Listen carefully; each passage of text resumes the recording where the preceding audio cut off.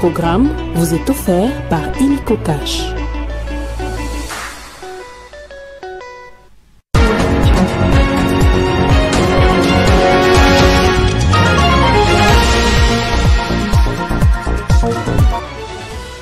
La peine de mort à RDC concerne les cas de terrorisme et de trahison au sein de l'armée.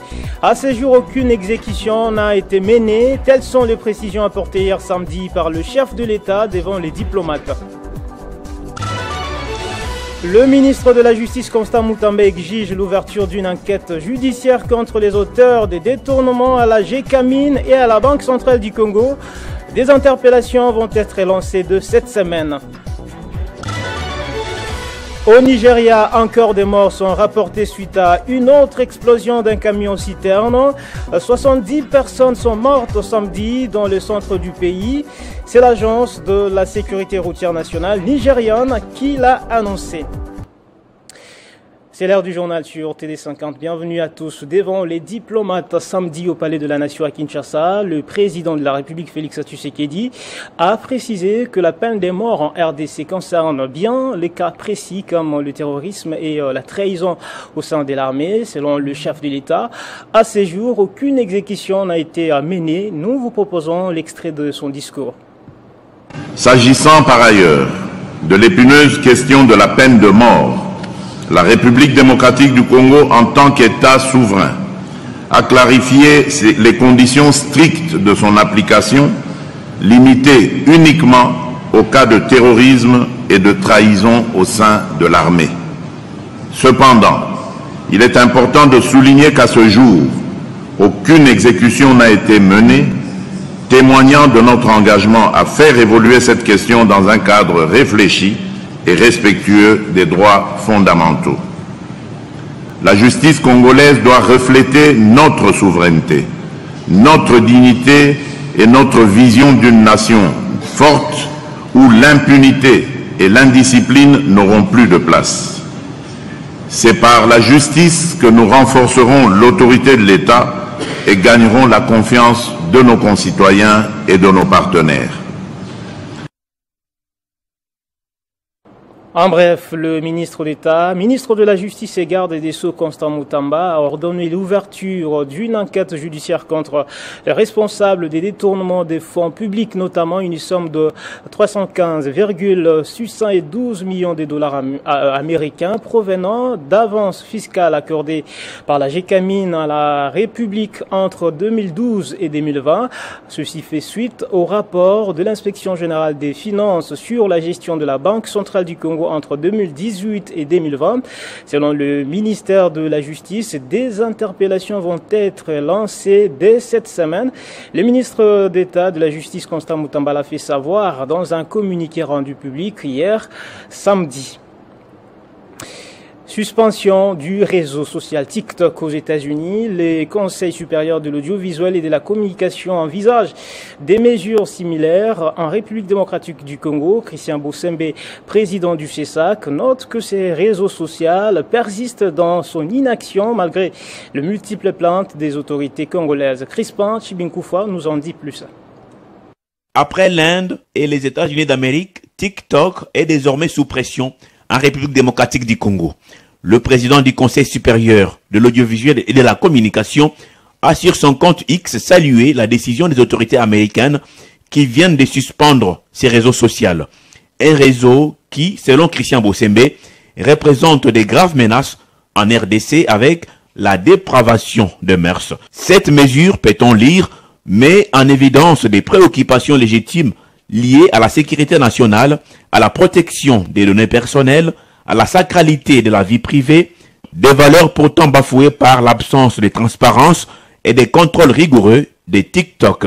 Le président du CESAC dit regretter profondément que TikTok devienne un vecteur de propagande nuisible dans notre pays. Non seulement cette plateforme encourage la délinquance, mais elle facilite également l'enrôlement des jeunes dans les groupes terroristes, offrant ainsi aux extrémistes un espace pour recruter des enfants et promouvoir leur idéologie de destruction. Ce qu'il constate et condamne fermement s'apparente à une apologie du terrorisme. Malgré les multiples plaintes et avertissements émis par les autorités congolaises, poursuit Christian Bossembe, TikTok persiste dans son inaction. Cette négligence met en péril la jeunesse congolaise, compromet la sécurité intérieure et fragilise la souveraineté numérique de la République démocratique du Congo. Ainsi, la RDC se verra contrainte d'envisager des mesures similaires à celles prises par les États-Unis, pouvant aller jusqu'à la suspension de cette application sur l'ensemble de son territoire. Le Congo de Lumumba est déterminé à défendre ses valeurs fondamentales, la protection de la vie privée, la sécurité nationale et l'avenir de ses enfants. La suspension de TikTok aux États-Unis doit servir d'avertissement. La RDC agira avec fermeté et détermination pour protéger son peuple, ses valeurs et sa souveraineté numérique, a conclu le président d'ICESAC. Et face à la recrudescence de la criminalité à Lubumbashi, les gouvernants Jacques Kabula annonce la mise en place d'un couvre-feu de ce lundi, de minuit à 5 h du matin jusqu'à nouvel ordre. Cette mesure a été annoncée samedi lors de la marche des soutiens aux forces armées de la République démocratique du Congo. Véritable mobilisation tous azimuts. Les Haut-Katangais ont répondu en masse à l'appel du gouverneur Jacques Kabula Katwe, du président de l'Assemblée et de la maire intérimaire de Lubumbashi pour manifester haut et fort leur soutien face aux FARDC qui prennent des territoires autrefois occupés par les agresseurs rwandais dans l'est du pays. Il s'agit également d'afficher un soutien sans condition au chef de l'État et commandant suprême des FARDC et de la police, Félix Antoine Tshisekedi Tshilombo. Ils étaient des milliers dans les rues de Lubumbashi, les militants de partis politiques et autres structures de l'Union sacrée dans le Haut-Katanga, avec en tête l'UDPS et l'ARDEV. Ils ont bravé le soleil de plomb de Lubumbashi et ont marché, partant du bâtiment du 30 juin, passant par le boulevard Kassavubu, chaussée Laurent Désiré Kabila pour chuter sur la place mythique de la Poste.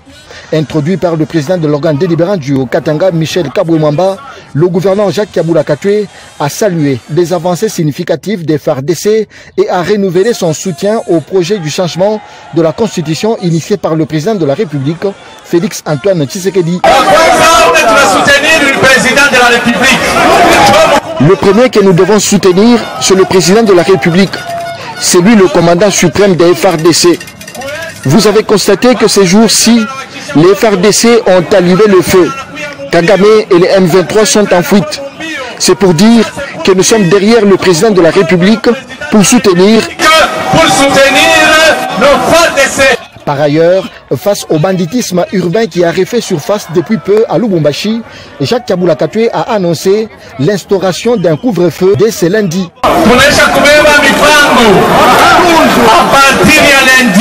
Nous avons déjà pris des mesures. À partir de ce lundi, à 0 h, nous n'allons plus accepter que les gens se promènent. Nous allons décréter le couvre-feu pour savoir qui se promène à 7 h, où va-t-il et que fait-il.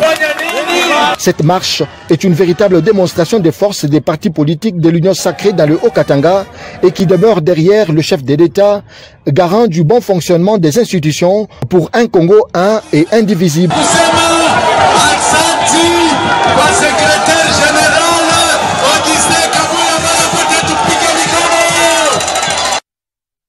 D'une actualité à une autre, renforcer l'enseignement de la médecine en RDC. C'est dans cette optique qu'a eu lieu une rencontre scientifique à Paris entre l'université Paris-Saclay et l'école franco-congolaise des hautes études de la santé publique. Il était question d'évaluer l'obtention du double diplôme et discuter sur les différentes modalités de la médecine afin de renforcer la santé publique en République démocratique du Congo. C'est une rencontre importante pour la faculté de médecine et la santé publique en République démocratique du Congo. Elle a réuni l'université Paris-Saclay et l'école franco-congolaise des hautes études de la santé publique, conduite par la professeure Bobette Batulunga. Faire un point, où est-ce qu'on en est, quel est l'historique, comment on en est arrivé là, comment on peut dupliquer ces modèles, quelles sont les opportunités d'abord des relations internationales au niveau des Paris-Saclay. Et on est très heureux de vous accueillir, c'est une délégation très impressionnante.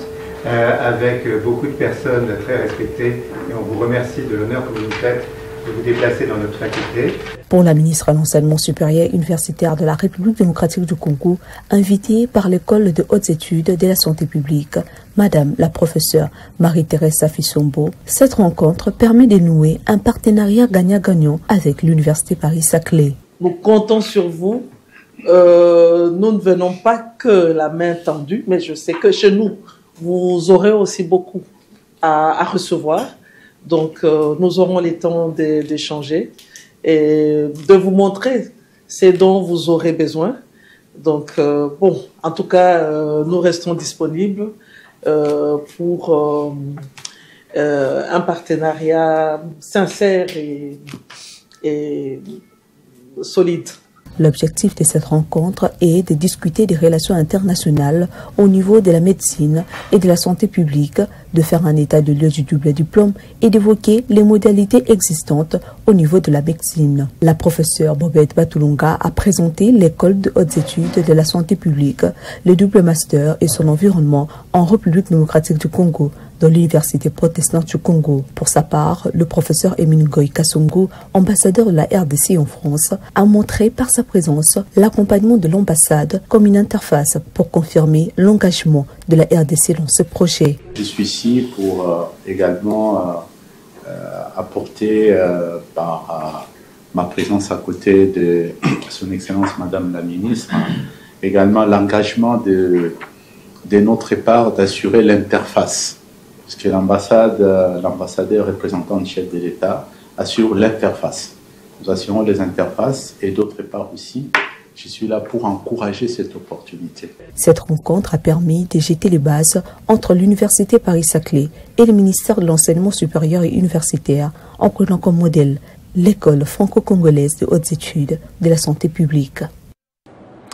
Réforme constitutionnelle, les conseillers communaux venus de toutes les provinces de la RDC ont lancé un courant politique dénommé le Rassemblement populaire pour la République, RPR en abrégé. La structure vient justement apporter soutien à la vision du chef de l'État, Félix-Antoine Tshisekedi.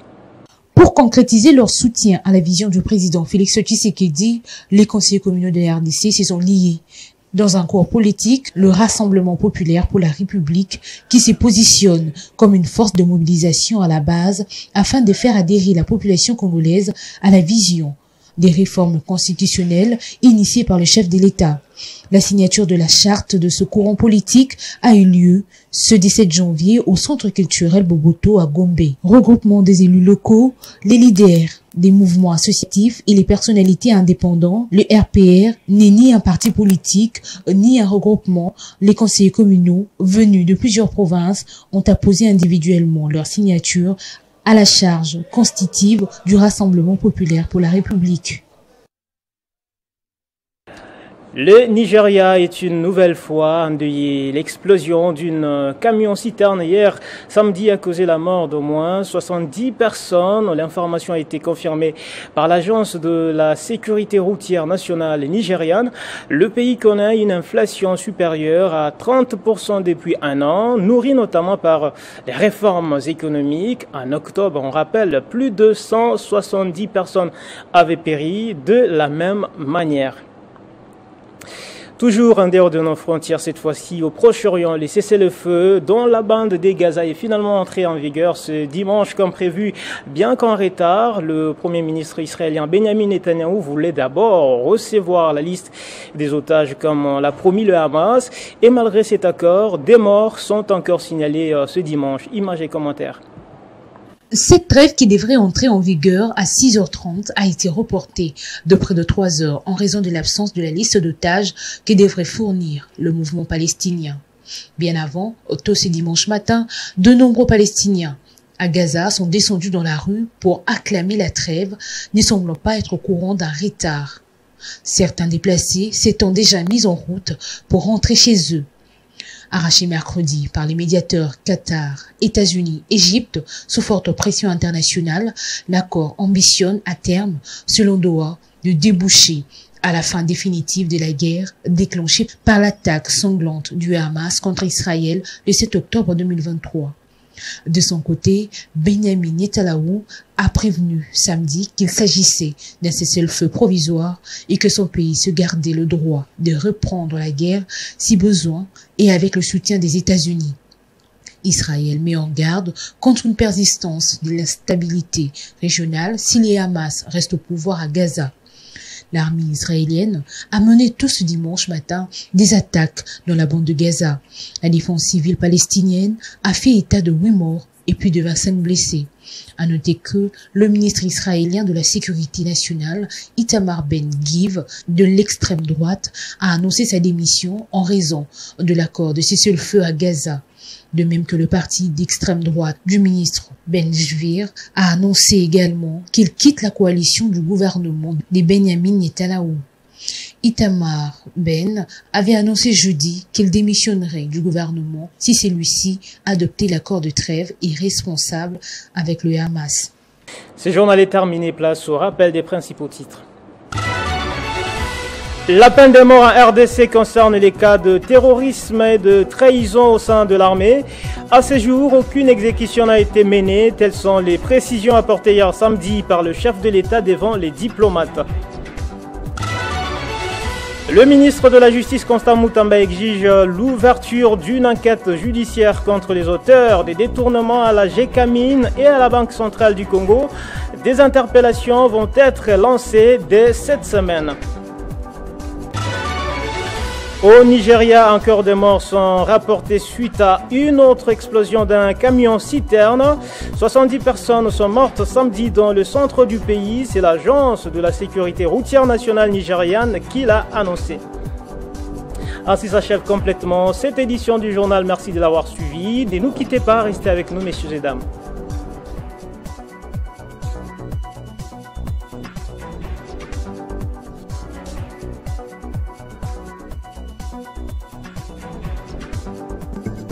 Retrouvez toute l'actualité en continu sur www.tele50.cd. Ce programme vous a été offert par Illico Cash.